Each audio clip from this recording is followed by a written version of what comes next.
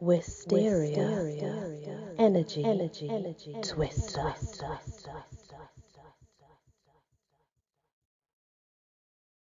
Hello everyone, welcome back to my channel and the wonderful world of fairies. We're now moving into E. Our first E is eager. In Nottingham, England, Eager is the name of a nature spirit, the personification of the Trent River tidal bore.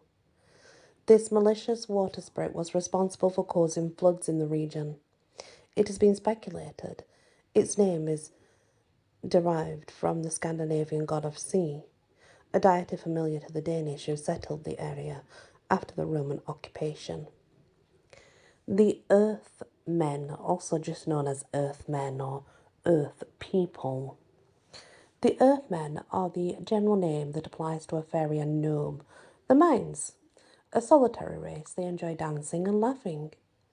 In Scandinavia, Earthmen are known as trolls, while in other mythologies they were called dwarfs. They are sometimes described as being nature spirits and are said to live in mounds, and throughout the night the sounds of their labouring can be heard on the surface. Then we have Echnes, also known as Hedina, Lais, Laika, Nomia, Thalia, and Xenon. She was a nymph from the mythology of ancient Greece and Rome, and she was one of the naiads. Echo. Now there is a variation to this, but it is the same, but it's spelt differently. So you have your normal echo, which is spelled normal, and then you have the variation of echo, which is EKHO. Echo was a nymph from the mythology of ancient Greece. She was one of the Oreads. Idane. She's also known as Itane, Etane, Echrede, and Etena. Itane means swift one. It's the mortal human wife of the fairy king Medea in Irish mythology. His first wife, Fumnach, a powerful sorceress, transformed her rival into a fly. As an insect, Edane flew about for years until she landed in a cup and was consumed by the Princess of Ulster, making her pregnant. The princess gave birth to a baby girl and named her Etane, who grew up to be the most beautiful woman in all of Ireland. Having forgotten her past life, she married King Jochid, but Medea had not forgotten about her. The fairy king concocted a plan to win his wife back. He travelled to Earth and challenged Jochid to a game of Fidgel. The mortal king played well, but was determined to win, putting his wife, Edane, up as a prize. The kings played, and Medea won. Claiming his prize, he kissed Edane and all her memories were restored. Together, they fled. Of course, Jochid pursued the couple and fell victim to a clever ploy where he fell in love with his own daughter, Isa. He did not realise the tragedy until after he and his new wife had a child together. Jeez, wowzers. Okay, that's crazy. Eddy winds, also known the people's puff of wind and the foal of fairy wind. In Scottish lore it is said whenever straw is lifted up on the wind, the fairy court is on the move and travelling. These whirlwinds, or eddy winds, are reputed to pick up people, especially those who are travelling at night, and fly them over the land. They deposit them in unfamiliar areas. To protect this from happening, it's advised to toss one's left shoe at the eddy. This will cause the fairy to momentarily lose its power. Another method is to toss the dirt from beneath your feet at the wind. This will cause the fairy to also temporarily lose its power. So this is a real mouthful. Iyi Kalduk. Iyi Kalduk is a benevolent nature spirit in the mythology of the Inuit people. It lived in stones. Described as a tiny man with a jet black face, he is called upon to assist in healing the sick. He would look at a sick person and draw the sickness out of them along his line of sight. However, it was considered dangerous to look directly into his eyes. So yeah, have him heal you, but don't look at him. Egmoin. Egmoin, slain by sword, literally, sword moon, was one of the many dwarfs named in the beautiful Voluspa. Edo, a sea nymph, Edo, she is wisdom, was the daughter of the early sea god Proteus, according to ancient Greek mythology. Idea, born one of the 3,000 daughters of the Titans Oceanus and Tethys, the 8 fairies of the kingdom of Matakin. In the fairy tale Sleeping Beauty, in the woods, there were mentioned but never named 7 good fairies, and 1 very old fairy. Upon the birth of the princess, all the fairies of the kingdom were invited to her christening, but since no one had seen or heard from the eldest fairy for some 50 years, she was not invited. The first fairy blessed the child so she would be most beautiful in the world. The second blessed her so that she would have the wit of an angel. The third blessed the child with a wonderful grace, which would be apparent in all she did. The fourth fairy blessed the child so she would always dance perfectly. The fifth fairy blessed the child with the ability to sing like a nightingale, and the sixth fairy blessed the princess so she would be able to play all kinds of musical instruments with the utmost perfection. Before the 7th fairy could deliver her blessing, the old fairy appeared. Insulted, she was not invited. She laid a curse upon the infant. If ever her finger should be pierced by a spindle, she would die. The 7th fairy could not undo the magical spell, but was able to alter the magic, so that the princess would not die, but rather fall into a profound sleep, which would last 100 years. When the time had passed, a prince would and will awaken her. Eventually, in spite of the royal decrees and care taken to protect the princess, she did one day prick her finger on a spindle. When this happened, the 7th fairy left her home located 12,000 leagues away and flew by means of fairy chariot, pulled by dragons. Upon her arrival, she placed everyone in the kingdom in a deep sleep, so when the enchantment was lifted, everyone would awake and be ready to serve her. While the princess slept, the 7th fairy sent a plethora of pleasant dreams. Beautiful. Alien of Garth Dowen. Alien of Garth Dowen is the golden-haired maidservant who would spin with the Till of Teg on moonlit nights. Elian was especially loved by the fairies because of her beautiful hair, and one spring was invited to live with them. According to folklore, she is one of the few humans who became a willing bride to a fairy husband. When she became pregnant and needed a midwife, one was called to the mound or fairy fort to assist in the birth. Inigsang. Inigsang mean Magaya also. So it's a species of gnat from the mythology of the Burman and Italian people of Burma, considered benevolent guardians of the home. They live in a post decorated quarters with leaves in the southern corner of the house. All other posts in the home are covered in white cloth. Votive coconuts are hung in a rectangular bamboo frame draped with a red cloth in the house to honour it being there. Wow, I've not heard that one before. That's a new one to me. Ethne. A beautiful, charming and modest woman of the Tuatha De Danann. After having been deeply insulted by a visiting chieftain of the Tuatha De Danann, Ethne was no longer able to eat or drink anything except for the milk from 2 special cows imported from India. They were milked daily in a golden cup. In a Christianized version of the tale, the insult said to Ethne so damaged her pure soul and so offended her. The demon with her fled and was quickly replaced by a guardian angel. She chose to not eat the flesh of magical pork or drink the enchanted ale of her people. Rather, she was sustained miraculously by the true God. Eventually, her father came across 2 divine cows that gave perpetual milk while travelling in India.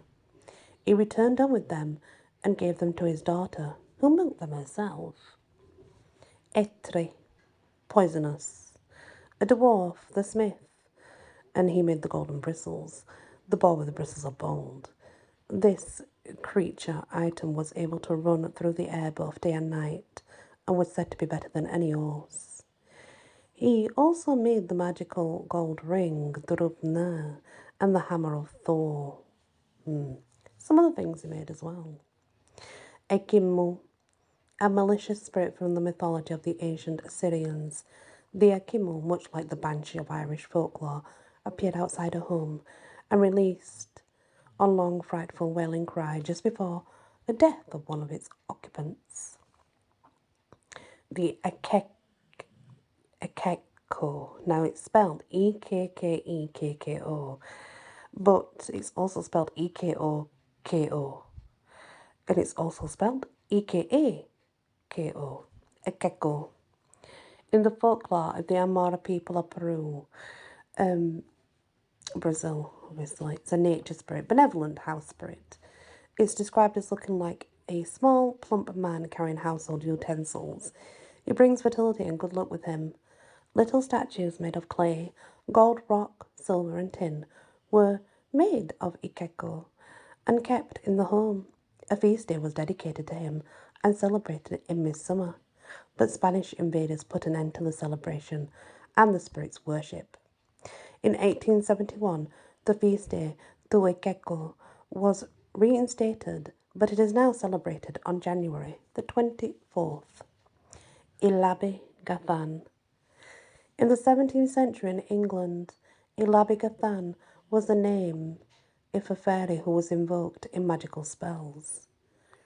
It has been suggested the word lullaby was taken from this fae. Nurses would call upon it to watch over sleeping babies, so other malicious fairies would not swap their baby for a changeling. That's if it was called upon, and only if it was something that was generally known in the family, if you understand what I mean. Eliane. According to legend, Eliane of Astolat, the Lady of Shalott, was imprisoned in a tower. In order to see the outside world, she would weave magical tapestries, giving her images of events and people. One day, she saw the face of Sir Lancelot and fell in love with him. Even knowing it would mean her death, she set out in a small boat to Camelot to meet him, dying as she travelled. The original Elaine was likely a siren of the Scotland's Clyde River, where she lived in a stone castle on the rock, Dumbarton. She owned a magic mirror, and on its surface she could see events happening all over the world. Another Elaine from Arthurian mythology was said to be the fairy lover of the Arthurian knight, Sir Lancelot. This Elaine was said to live on the Joyous Isle, where she and Lancelot were the parents of Sir Galahad. The Elbrich, a dwarf king named in the Middle High German epic poem, The Song of Nibelungs, defends hoards of treasure against cultural heroes. It's cunning as well. It's very ancient, actually. Since his appearance in the book as a character is a very old story, it lends credence to this claim. He also has the ability to become invisible if he chooses to. Elbgast. In Teutonic mythology, Elbgast, a dwarf, is the brother of the king Goldmar and Eldritch. In Scottish folklore, Eldritch is a house elf, so hideously ugly it causes fear in anyone who sees it. Nice. Electra. She's one of the 3,000 daughters of the Titans, Oceanus and Tethys. The Elemone are subspecies of Limnaiad and Naiads in Greek mythology. They are the nymphs of freshwater marshes. The elemental fairy. In the 20th century, fairies became a primal power linked to the elemental forces of nature. There were 4 primary classifications of the fae: air, earth, fire, and water. Each was considered to be their own species. Elemental fairies that dwell within the air are known as sylphs. Within the earth, they're gnomes. Within fire, salamanders. And within water, undines. Some do say nereids, but us witches, we use undines. I can assure you of that. And we're not going to do elves because I'm pretty sure that you all know what elves are etc. And we've done elf arrows as well. We do have elf fire, but back then it was called ignis fatuus, foolish fire.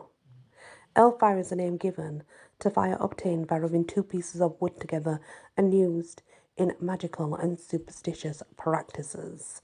So anything that's used for magical intention is exactly that. It's an ignis fatuus. It's an elf fire. The Elf King's Tune. Norwegian fiddlers claim there is a tune they all know but never play called the Elf King's Tune. They say they learned it by carefully listening to the elves play and memorize the chords. This piece of music will compel both the young and old to dance. Even objects begin to join in. Once the fiddler has begun playing the tune, he cannot stop unless he can play the air backwards, or someone manages to come up from behind him and cut his fiddle's strings. Elf mills. Is believed in Scandinavian lore, any cup-shaped divot in a stone was created by elves sitting in it. These stones were once considered to be sacred, treated with respect. Offerings were left near them. This belief is also held in Scottish lore, in Iceland also. Elf shot. So we've talked about elf shot briefly before. A person or domestic animal afflicted with some mysterious disease or stroke is said to have been elf shot, generally struck with the elf arrow, as we have already spoke about this, obviously. And we're not going to do Elfland because Elfland is where they live and it has many different names because there's many different folklore surrounding it all, obviously. Ellie King. The concept of an Ellie King, Elder King, comes from Danish fairy lore. These mythical rulers are under the domination of promontory kings and keep watch over the country. If any misfortune, such as war, should threaten the country, an Ellie King is said to be sent with his armies ready to defend the land. So there's bigger kings out there, I guess. There's also the Ellie Maids, though. They are German Scandinavian lore. They're a nocturnal species of fairies. They're similar to the cruel and lovely Corrigan of Brittany, France. They dance in the grass with such grace that when they offer themselves to a young man, resistance is seldom met. These elves are known to also sit by the roadside with food and wine, offering a cup to men as they pass. Should any accept and drink the wine, they will go insane. Hauntingly beautiful when seen from the front, the Ellie Maid is revealed to be hollow when seen from behind. To drive an Ellie Maid away, make the sign of a cross in her presence, and she will completely disappear. The Elkong, also known as Elder King, El King, Elvokong, Elkunik, Harlequin, Helikin, and Oak King, the King of Denmark. He has a malicious disposition towards mankind. The Elf King of Denmark, might I add. Especially towards children, is very malicious. He leads them off to their death in the Black Forest of Germany. Elokong was the first introduced into German law by Johann Gottfried von Herder's translation of the Danish ballad entitled The Earl King's Daughter, 1778. Yeah, he's not a nice person at all. Elidan. They're similar to the will-o'-the-wisp. The Elidan, luring elf fire, of Welsh fairy lore, leads travellers astray at night. It will lure unsuspecting travellers to danger, precipices, or into bogs. It's described as looking like a goblin, having wide ears, wings, and wearing a tall cap and carrying 2 torches. Elilon. The Elilon elves are in Wales and they're benevolent. They're described as being tiny, almost transparent beings under the rulership of their fairy queen Mab. The Elilon consume fairy butter, a fungus found in the roots of all trees and in limestone crevices, and toadstools. Similar to the brownie, they will help with household chores, but leave forever if offended, or if their privacy is intruded upon. However, they are fond of living in the wild on rocky north mountains and such, They are blamed if the corn crop is blighted or if cows start giving up on milk. In Cornwall, these elves are said to be lake-dwelling fairies, riding in eggshells, floating along the wind for transportation, and are the guardians of the Lady of the Lake in Arthurian lore. They possessed a magical item known as the Cap of Oblivion. When this hat was worn by a mortal, it would make the person follow him and join in the fairy dance. The cap also prevented the person from correctly remembering the events which took place. The Empido, it's the nymph of the spring in Athens in Greek mythology. Encantado. In South America, there is said to exist a fairy spirit called Encantado, enchanted, living an underwater utopia called Encante, full of wealth and where death and pain do not exist. The Encantado shape-shift into dolphins, humans, and snakes. Known for attending parties, their musical talent, and their sexual desire, these fairies are said to have fathered a great number of illegitimate children. In addition to these abilities, the Encantado also have the ability to use magic, and with it they can control storms, dominate mortals into doing their bidding, inflict illness, insanity, or death, and can even transform a person into an Encantado. Kidnapping is a common activity for these fairies to take part in, stealing both mortals they fall in love with as well as their own illegitimate children, and returning to Encante with them. They have been known to be seen quite a lot in dolphin form. The Encanto, or also known as the Encantada. Now, it's in Philippines, so I don't know if it's pronounced differently. Maybe Encanto, I'm not sure. But it's in the Philippines, it means enchanters. And they're a species of fairy spirit associated with ancestral spirits. Although they can shapeshift into virtually any animal or plant, they also have the ability to take on human guise. In its natural form, it's taller than a human, has a fair complexion, light-coloured hair, a high-bridge nose, and lacks a philtrum. The Encanto are fairly unique among fairy kind, as both the males and females of their species are susceptible to age and may also suffer from illness and die. These fairies live in large bolete trees or in rocks. When these fairy spirits like a person, they will bring them power and wealth. But normally, the presence of the Encanto is harmful to humans, causing boils, depression, fevers, madness, and skin diseases. Belief in the Encanto exists to this day, even in the urban area of the Philippines. Modern additions to the law says these fairies have Caucasian features and being wealthy send their children to private schools, sometimes as far away as America. Young women claim to be courted romantically by the invisible Encanto. Inipius, born one of the 3,000 daughters of the Tityrs, Oceanus, and Tethys. And that is the end of this part, guys. We do still have a lot more E's to do, but we're just going to end this episode here for now and continue when we come back where we left off. Please hit that like, share if you can, and also if you've not yet subscribed, please consider doing so. It really helps. Many blessings.